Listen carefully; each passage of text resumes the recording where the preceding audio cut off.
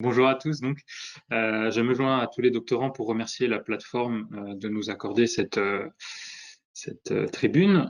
Moi, je suis doctorant en cinquième année et quoi qu'il arrive, dernière année, en philosophie de la médecine et en éthique. Je me suis intéressé à la manière dont les patients sont sélectionnés à l'entrée des unités de soins palliatifs, avec ce sous-titre un peu provocateur, comment notre société distribue-t-elle l'hospitalité en fin de vie. On le voit tout de suite, on met sur le même plan deux choses qui n'ont a priori rien à voir, une valeur, l'hospitalité, dans un contexte difficile en plus, la fin de vie, et un processus, la redistribution. On pourrait penser que ces deux choses sont étanches l'une à l'autre et on va voir qu'il n'en est rien. Alors, voilà. Pour ceux que ça intéresse, si le sujet vous intéresse, il y a un ouvrage aux éditions des presses universitaires de France qui est dédié à la médecine du tri, car mon travail s'inscrit dans cet axe de recherche. Alors le sujet du tri se développe depuis quelques années, mais comme d'autres sujets de santé dans, dans le contexte de la Covid-19, les termes de sélection et de triage ont été entendus de manière fracassante auprès du grand public, avec la première vague du Covid, où on parlait de pénurie de masques, de gel hydroalcoolique, de surdose, de gants, de médicaments et de places en réanimation. Et la deuxième vague qui arrive, où là, ce sont les ressources humaines qui commencent à faire peur aux autorités publiques. Donc, pour définir ce que c'est, le tri, c'est un processus, le tri ou triage, c'est le processus qui va permettre de diriger un patient ou un groupe de patients vers une prestation de santé donnée. Un exemple de triage qui se déroule quotidiennement dans tous les services d'urgence de France, où les patients, après avoir été évalués à leur arrivée via une grille que je vous ai présentée là, vont se voir attribuer un score qui qualifie leur degré d'urgence. Et ce score va permettre de déterminer un niveau de prise en charge et donc un niveau en termes de ressources, en termes de moyens, en termes de temps. Plus un patient est considéré relevé d'une urgence, et plus il sera pris en charge rapidement. La sélection en est une variante. Parmi un groupe de patients, elle va consister à choisir celui qui bénéficiera d'une prestation de santé.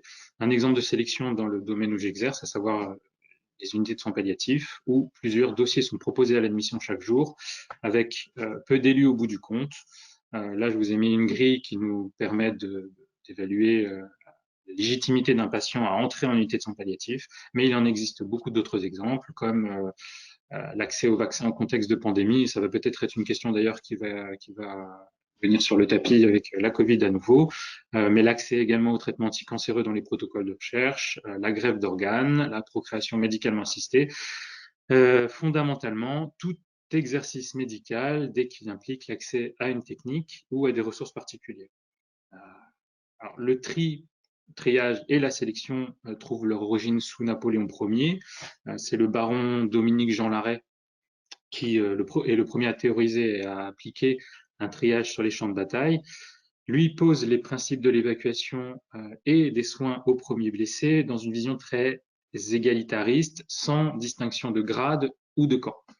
Le monde de l'armée continuera à poser les bases du triage par la suite, mais en modifiant les perspectives dans un objectif plus utilitariste, à savoir conserver les effectifs. Pour vous donner un exemple utilitariste, lors de la Première Guerre mondiale et de l'avènement de l'antibiothérapie, la question était de savoir quel soldat il fallait traiter en premier, et le choix a été le suivant: sera traité en priorité celui qui pourra retourner rapidement sur le champ de bataille. De l'armée, le triage gagne ensuite le champ de la médecine de catastrophe, celle de la médecine d'urgence avant d'atteindre l'ensemble de la médecine. Alors, l'étude de la dimension éthique du triage apparaît dans les années 60, à l'ouverture du premier centre de dialyse rénale à Seattle. Il est impossible à cette époque, au vu des coûts de la technique, de la proposer à tous ceux qui en auraient besoin. En tout cas, les critères médicaux ne permettent pas de discriminer les patients entre eux, donc on a mis en place un comité des admissions chargé de choisir les 10 premiers patients qui peuvent accéder à cette technique. Dans ce comité, vous avez un avocat, un homme d'église, une femme au foyer, un banquier, un leader syndical, un représentant de l'État et un chirurgien. Et donc considérer une liste de critères non médicaux comme le statut familial, la stabilité émotionnelle, c'est pas moi qui l'invente, c'est d'époque, la profession, les revenus, les potentialités futures également. L'intensité des débats qui en découlent vont faire émerger cette question dans la littérature éthique des années 70 jusqu'à aujourd'hui. Pour ceux qui s'intéressent, je pourrais vous dire ce qui s'est passé finalement avec ce comité. Alors, un point sur l'histoire de ce travail de thèse, il prend son origine dans le cadre d'un M2 en éthique médicale et bioéthique à Feu Paris Descartes, qui est maintenant l'Université de Paris, avec comme question quels critères sont utilisés, j'ai oublié un verbe, quels critères sont utilisés pour choisir un patient en unité de soins palliatifs. Pour ceux qui se demandent, une unité de soins palliatifs dont on a un peu parlé aujourd'hui, c'est un service hospitalier très bien doté en personnel et en moyens techniques, dont l'objectif est d'améliorer la qualité de vie des patients en situation palliative, souvent en fin de vie. L'accent est mis sur l'hospitalité, avec un gros travail sur le care et le prendre soin. Des moyens sont dédiés à cet objectif-là, ce qui, en médecine, à l'heure actuelle, est plutôt rare. Alors, pourquoi doit-on choisir? On va prendre un exemple concret. Dans les 2 unités où je travaille, où j'ai travaillé, à Cognac-Jay, dans le 15e arrondissement de Paris, une seule demande sur 3 aboutit à une hospitalisation. Et au Diaconès, c'est encore moins, dans le 12e arrondissement, une demande sur 6. Alors, ça ne signifie pas que les autres patients soient négligés, mais pour être honnête, personne n'en sait rien, puisque personne ne fait de suivi des patients exclus. La question était donc de faire la lumière sur ce processus. Je vais aller un peu vite. Donc, comment les unités choisissent aujourd'hui? Elles ont adopté plusieurs stratégies. La majorité d'entre elles, la majorité, en fait, j'en sais rien, mais en tout cas, certaines d'entre elles ont choisi un score dont je vous ai présenté un des exemples en début de présentation, un score, mais elles n'utilisent pas toutes le même. Certaines n'utilisent rien du tout. C'est le premier arrivé, le premier servi. Donc, le constat était à cette époque que les scores ne suffisent pas à discriminer deux patients entre eux, comme on a pu le voir pour la dialyse à Seattle en 1960, parce qu'on retrouve trop de patients en regard des places disponibles. Donc l'hypothèse était qu'il existe des critères médicaux de sélection, c'est vrai, mais également des critères moins enclins à l'épreuve de publicité, pour la faire courte, des critères moins politiquement corrects, comme l'âge, le type de famille ou l'expérience d'un médecin vis-à-vis d'une pathologie donnée. Et ce sont ces critères moins irréfutables qui permettent de choisir entre plusieurs patients admissibles. Donc le but de ce M2 était de déterminer ces critères gris, flottants, qui permettent l'admission en unité de soins palliatifs. Comment? En explorant les représentations des médecins trieurs via une méthode qualitative par entretien semi-dirigé et analyse thématique. Alors, les résultats sont allés au-delà du seul champ des critères, puisque nous avons pu individualiser plusieurs identités de patients, plusieurs prismes à travers lesquels les patients sont vus, plusieurs casquettes si vous voulez. Chacune d'entre elles constitue un type de contrainte pour les patients, pour les médecins, de contrainte ou de pression. Alors donc, en plus d'être une femme ou un homme atteint d'une pathologie rare et létale à plus ou moins court terme, le patient, qui pour le moment n'est pas encore connu du médecin, puisqu'il s'agit simplement d'un dossier papier, est perçu comme un candidat à l'entrée en unité de soins palliatifs, candidat avec ses points forts et ses faiblesses vis-à-vis de l'idéal palliatif, et donc un candidat avec ses caractéristiques, sa pathologie, son symptôme, le lieu où il se trouve, puisque un patient aux urgences va être prioritaire par rapport à un patient sans service classique, par exemple, sa situation familiale, etc. C'est également un patient qui est plaidé par quiconque l'adresse. Quand je dis plaider, l'adresse ou appuie une hospitalisation, c'est essentiellement l'entourage. Quand je dis entourage, c'est l'entourage au sens large du terme, à savoir la famille ou les proches, mais également les médecins qui appuient une demande d'hospitalisation. C'est également un patient qui est perçu comme une charge en soins, qui va s'ajouter à une charge déjà présente en salle. Donc, il va falloir amortir, en tout cas pouvoir permettre l'accueil de ce patient. C'est un patient qui peut être vu sous un angle également économique, comme une ressource pour le service, afin d'équilibrer la balance des coûts et des recettes d'un service qui puisse être rentable. C'est un patient qui est une expérience aussi, qui va permettre de développer les capacités de prise en charge d'une USP sur de nouvelles pathologies ou de nouvelles techniques. Et c'est un patient qui est également un média avec les autres services, un prétexte en quelque sorte pour maintenir un lien, acculturer les services à une autre vision, à certaines visions d'une prise en charge. Donc, et en plus de toutes ces identités, donc, qui sont très loin d'être scorées, des choses triviales peuvent placer une candidature en haut ou en bas de la pile de sélection, comme l'heure d'arrivée de la demande ou même la présence d'un médecin à côté du fax lorsque la demande arrive. Ça peut être aussi trivial que ça. Donc, la sélection n'est pas uniquement faite pour répondre au seul bien-être d'un patient, et elle répond aussi à d'autres problématiques d'un service d'USP, comme on l'a vu, sa charge en soins, son équilibre financier, sa place parmi les autres services hospitaliers, parce que l'USP est un milieu social avec ses particularités, ses prérogatives et ses contraintes, et l'USP existe elle-même dans un certain tissu social, avec un environnement légal, un certain bassin de population et un fonctionnement hospitalier particulier. Donc, de fait, l'identité d'une unité se lie dans les patients qu'elle choisit. Et pour appréhender le processus, il est nécessaire d'élargir le champ d'études et de ne pas se limiter aux critères médicaux sous peine de passer complètement à côté de la question. Pour illustrer ça, je vous ai pris l'exemple du Titanic. Lorsqu'il a coulé, la question qui s'est posée était la suivante: comment les canaux de sauvetage ont-ils été attribués?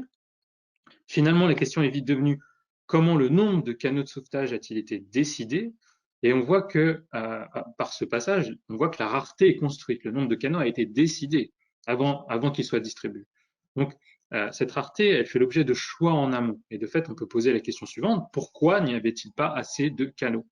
Un ouvrage intéressant entre le lien, c'est un aparté entre le lien entre éthique et médecine, sur la nécessité pour la discipline éthique de rester subversive, et c'est bien ce que démontre Tom Cook avec cet exemple précis, et d'aller chercher le débat là où il y a vraiment lieu d'être, en gros, de sortir du Titanic pour voir qu'il s'agit d'une question qui va au-delà du seul bateau. Donc, si on suppose que la rareté est construite, et c'est une forte supposition, il s'agit d'explorer cette construction. Donc, on fait l'hypothèse que le choix d'un patient en USP est le résultat de multiples décisions d'amont qui façonnent et dirigent le patient dans son parcours de soins. Ce travail consiste donc à retracer tous les arbitrages réalisés via ce qu'on a appelé le continuum de triage et de sélection, à savoir un empilement de niveaux de régulation de la population, plusieurs échelles à prendre en compte pour saisir le fonctionnement et les enjeux de la sélection des patients. Alors, je vous ai fait et donc l'objectif du travail de recherche, de mon travail de recherche, c'est d'explorer cette hypothèse du continuum de triage et de sélection de la prestation de santé, hospitalisation, unité de soins palliatifs. Pour que ce soit plus clair, je vous ai fait un schéma. Donc, vous avez la population générale de patients qui va passer par un premier niveau de régulation qu'on a déterminé de manière arbitraire comme étant les politiques de santé publique et de planification sanitaire. Et de là, avec ce système de triage, vous allez avoir plusieurs catégories de population déterminées. Alors, ce niveau de régulation-là, donc les politiques publiques en général, s'étudie par l'étude des textes qui structurent la discipline avec les éclairages des acteurs d'aujourd'hui. Pour répondre aux questions suivantes: pourquoi ces populations ont été choisies? Quand je dis ces populations, c'est pourquoi ce type de patient a été choisi, et comment se décide le nombre de soins palliatifs sur le territoire français. Alors, l'exploration des politiques publiques, là, je vous ai fait un schéma assez confus, volontairement. Et je vous ai mis une image de la nébuleuse de l'hélice parce que c'est vraiment l'impression que ça m'a fait quand j'ai commencé ce travail, que c'était très nébuleux. Parce que moi, praticien de soins palliatifs, qui donc, quand j'ai commencé, j'avais déjà 5 ans d'exercice, je n'avais pas conscience, en me lançant dans ce travail, de l'histoire de ma discipline, des enjeux qui la traversent aujourd'hui et qui peuvent influer sur le patient qu'on choisit. Donc, de ce premier triage va résulter une population qui va en orange, qui va passer par un deuxième niveau de régulation, celui des établissements hospitaliers, de nouveau un triage qui va constituer de nouveau un flux de patients. Ce niveau hospitalier répond en pratique à la question: pourquoi des lits ici et non des lits là? Oui, exactement, ça répond à la remarque de Bernard Pradine que je vois là. Comment l'hôpital installe des lits dans un endroit avec les ARS et comment régule-t-il ou influe-t-il les admissions en USP? Donc, en plus des hôpitaux, les ARS sont impliqués. Et enfin, le troisième niveau de régulation, qui est l'unité de soins palliatifs, qui rejoint le travail de M2, que je vous ai présenté plus haut. Et la question ici est la suivante: comment les unités choisissent-elles leurs patients? Comment articulent-elles leurs identités et leurs contraintes? Et juste simplement, est-ce qu'elles ont seulement conscience de leurs contraintes? Vraiment. Avec, du coup, comme je vois pas le schéma, je vous ai et là, il s'agit d'explorer les terrains de la sélection via les deux unités que je vous ai citées plus haut, celle de la Fondation Connect dans le 15e arrondissement, qui est une unité de soins palliatifs de 36 lits, et celle de Diaconesse Croix-Saint-Simon, qui est une unité de 25 lits, agrémentée de 2 lits d'hôpitaux de jour, d'une équipe mobile et d'un service de consultation. Donc l'idée de ce travail, c'est d'avoir plusieurs focales et plusieurs méthodes à l'échelle macroscopique, donc l'exploration des politiques publiques au sens large du terme et de la planification sanitaire. On a privilégié l'étude de documents qui structurent la discipline avec des entretiens ouverts, avec les acteurs qui redéfinissent ces lignes de tension aujourd'hui et qui donc par leurs décisions peuvent complètement inclure ou exclure des pans entiers de la population. Au niveau hospitalier, ce qu'on a appelé mésoscopique, on a privilégié les rencontres avec des directions hospitalières qui possèdent une USP en les interrogeant sur la place de ce service dans leur hôpital et la manière dont ils la pilotent. Et enfin, au niveau de l'enquête de terrain, il s'agit de prendre la casquette de praticien-chercheur, puisque je suis chercheur partie prenante. C'est plus qu'une observation participante, puisque je pratique moi-même la sélection des patients en unité de soins palliatifs.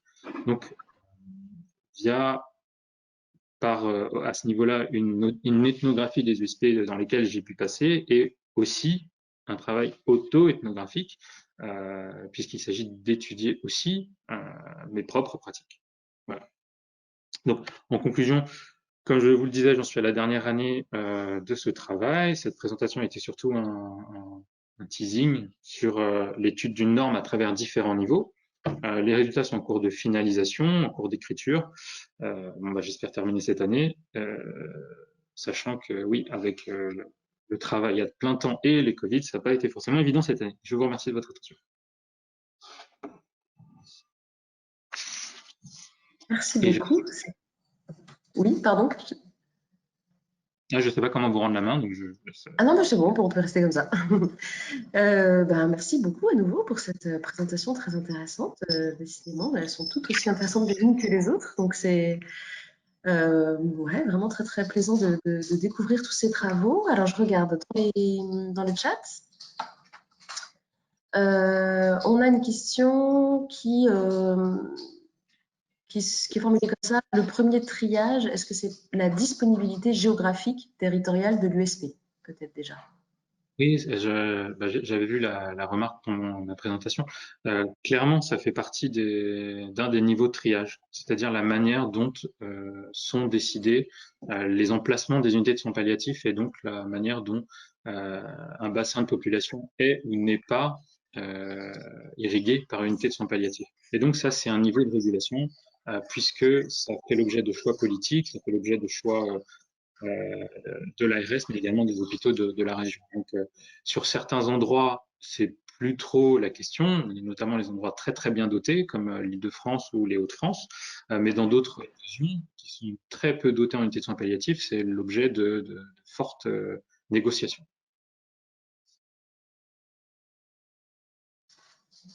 Ok, alors il y a une autre question qui concerne les LISP, donc les lits identifiés de soins palliatifs. Quid des LISP quand il n'y a pas d'unité? Est-ce que ce dispositif compense la barrière d'entrée en USP, en unité de soins palliatifs? Alors, pour répondre à cette question, il faudrait qu'on arrive à suivre le parcours de plusieurs patients, de cohortes entières de patients, pour savoir s'il y a un effet de rebasculement lorsque les unités ne sont pas utilisées. Est-ce que c'est finalement les LISP qui vont être prises en charge? Donc, je ne peux pas répondre à cette question. Je peux avoir que des pistes de réponse, et notamment la suivante. Quand des LISP existent, il n'y a pas de demande en unité qui est faite. Les LISP les lits identifiés de soins palliatifs sont une autre alternative aux USP et aujourd'hui très très remise en question parce que finalement les moyens supplémentaires alloués aux LISP ne remplissent pas, c'est pas moi qui le dis, c'est l'IGAS, hein, ne remplissent pas forcément le rôle que devrait tenir un lit de soins palliatifs. Donc c'est une question que je relève pas dans mon travail puisque j'étudie surtout les unités de soins palliatifs, mais qui peut être intéressant sur l'étude des parcours des gens.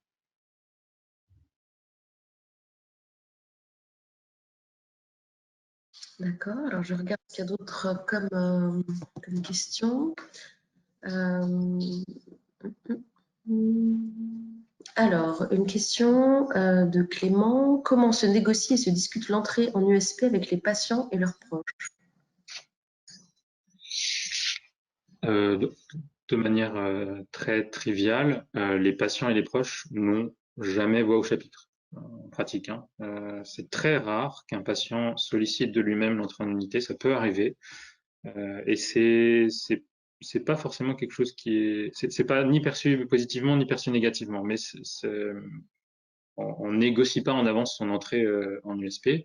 Et l'appui des proches à l'entrée en unité de soins palliatifs, c'est à double tranchant. J'ai déjà vu des cas où une entrée ne s'est pas faite parce que la famille s'était manifestée avant et là je parle à titre personnel, et qu'on voyait les difficultés arriver avec cette démarche qu'on n'était pas en mesure d'accueillir. Donc, c'est c'est carrément pas protocolisé, mais quand ça arrive, c'est pas forcément une aide.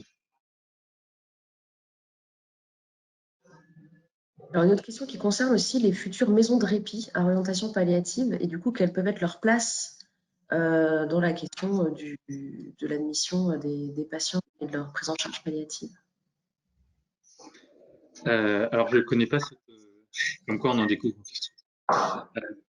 En tout cas, c'est sûr que si, et je le vois avec la différence entre les deux unités dans lesquelles j'ai exercé, avec une unité très centrée sur les soins palliatifs terminaux et l'autre unité qui est un hôpital de jour à des consultations et une MSP, donc une prise en charge plus en amont, plus on arrive à repérer des gens en amont dans les situations palliatives, mais ça c'est vrai pour les soins de support, hein, ceux qui sont familiers de la question le savent, mieux on arrive à les diriger, pas les digérer, les diriger à la fin sur le dispositif sanitaire le plus adapté. Parce que, alors, je vous dis pas qu'il y a des erreurs de casting, mais le dossier papier a ses limites, et donc parfois on reçoit des gens qui n'ont rien à faire en unité. On les redirige, c'est vrai, mais ces erreurs, c'est pas des erreurs, mais enfin, c'est pas des erreurs. C'est quand même pas très agréable d'être hospitalisé en unité de soins palliatifs quand on n'en a pas besoin. Donc ça peut quand même être perçu comme une erreur. Euh, Ça peut être évité en prenant des dispositifs en amont comme ça, effectivement. Alors, il y a deux autres questions qui concernent les critères d'admission ou de tri. Une première question qui dit que penses-tu de l'impact de la subjectivité des soignants dans le choix des patients en soins palliatifs? Donc ça peut peut-être aussi se rapprocher d'une question que j'avais en t'écoutant parler quand tu as évoqué l'idéal des soins palliatifs pour définir le patient candidat. Donc peut-être tu pourrais nous en dire plus et peut-être que ça peut rejoindre cette question de la subjectivité, même si peut-être ça recouvre peut-être pas que ça. Et puis une autre question sur le critère d'âge, entre parenthèses civile ou physiologique. Est-ce que ce critère d'âge peut entrer en ligne de compte dans les décisions d'entrée en USP? Oui, alors sur la question de la subjectivité, j'ai envie de vous dire que ce n'est que subjectif, hein, pour le coup. Sous couvert d'objectivité avec des scores, c'est un choix qui est totalement subjectif, puisque, comme je vous montrais, les critères objectifs, pour objectifs qu'ils soient, hein, ne permettent pas de choisir, ne sont pas assez discriminants pour dire quel patient va être admis. Donc finalement, il vous reste en ligne de choix plusieurs patients qui sont tous éligibles objectivement parce qu'ils sont tous atteints d'une pathologie grave létale et ils en ont besoin sur le plan symptomatique. Donc là, n'intervient que l'expérience du soignant qui va faire le choix du patient en soins palliatifs. Et ça rejoint la question de l'âge, parce que la question de l'âge, c'est un critère qui n'est pas politiquement correct. Une unité, sauf dans les unités gériatriques où elles ont clairement affiché les choses, les unités ne peuvent pas dire publiquement on ne prend pas en dessous de 40 ans. Enfin, c'est pas quelque chose qui peut être audible. Donc oui, ça rentre en ligne de compte, mais ça n'est pas quelque chose qui est publié. Et ça va entrer en ligne de compte d'autant plus avec la charge en soins. C'est-à-dire que quand vous avez dans une unité de soins palliatifs un patient ou deux patients qui ont 30 ans ou 35 ans ou même 20 ans ou 18, le plus jeune que j'ai eu, il avait la limite de la pédiatrie, 17 ans, 8 mois, vous ne prenez plus d'autres patients jeunes. Sauf que vous ne dites pas au patient jeune d'après qu'il n'a pas été pris parce qu'il y a déjà un jeune dans l'unité. Donc, c'est des critères qui restent dans la marmite de l'unité de soins palliatifs, dans son fonctionnement propre, qui ne sont pas, encore une fois, publiables, qui ne peuvent pas être étendus au grand public, enfin surtout pas à la personne qui a été refusée, et qui rentrent totalement en ligne de compte dans les décisions d'entrée. Je ne sais pas si j'ai répondu à tout, j'ai oublié la deuxième partie de la première question. Ouais, le critère de l'âge, si, c'était ça, hein, la subjectivité, voilà, le critère de l'âge. Puis il y a une autre question qui va un petit peu aussi dans le même sens, hein, sur un critère en particulier, sur la logique économique et notamment sur la tarification à la T2A. Est-ce que cette logique économique pourrait-elle jouer sur les admissions des patients en fonction de leur pathologie et donc de leur durée de prise en charge potentielle, ce qui va avoir un impact sur la T2A? Totalement. D'ailleurs, ça fait partie des résultats que j'ai découvert, c'est que je vous ai présenté 0 résultat. La T2A, ça modifie complètement la manière dont ça modifie. Ça influe énormément sur la manière dont les patients sont pris, tout simplement parce que dans la logique de rentabilité qui existe avec la T2A, vous avez une borne haute, une borne basse, et la borne haute est de 11 jours. Mais avant, cette borne était de 35 jours. Donc, les unités étaient perdantes, en quelque sorte, sur les séjours longs. Ça a été rectifié avec une bande plus basse, mais malgré tout, une unité ne peut pas accueillir que des patients qui vont avoir des séjours longs. Donc ça revient à dire qu'il faut choisir des patients dont la durée de séjour est prévisible sur un temps d'une dizaine de jours ou d'une quinzaine de jours. Alors, aucun médecin va vous dire, qui peut précisément dire quel est le pronostic de quelqu'un. Néanmoins, on peut se prononcer on peut se prononcer en mois ou en semaines, et ça exclut de facto beaucoup de pathologies chroniques sur lesquelles on a du mal à anticiper le pronostic, comme les pathologies neurologiques de très long cours ou certains cancers très stables. Voilà, donc de fait, la T2A participe à la sélection de certains patients.